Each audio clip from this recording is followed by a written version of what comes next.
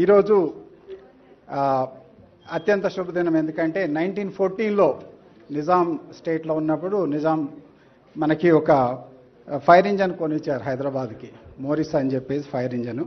దాని తర్వాత 1942లో government of India fire departments start చేసింది. సో అప్పటి నుంచి కూడా ప్రతి స్టేట్లో కూడా ఫైర్ డిపార్ట్మెంట్స్ స్టార్ట్ అయినాయి. మన స్టేట్లో కూడా ఉంది. కానీ అప్పటి నుంచి కూడా మన స్టేట్లో ఎక్కడ కూడా ఫైర్ డిపార్ట్మెంట్కి ఒక హెడ్ క్వార్టర్, ఒక బిల్డింగ్ అనేది లేదు. సో ఇది ఈరోజు పూర్తయింది. మన డిపార్ట్మెంట్లో ఇప్పటికీ 137 ఫైర్ స్టేషన్స్ ఉన్నాయి. అదేవిధంగా 9 అవుట్ పోస్టులు ఉన్నాయి. నిరంతరం కూడా ఈ ఫైర్ కానీ లైఫ్ సేఫ్టీకి సంబంధించినటువంటి సేవలు అందిస్తున్నాయి.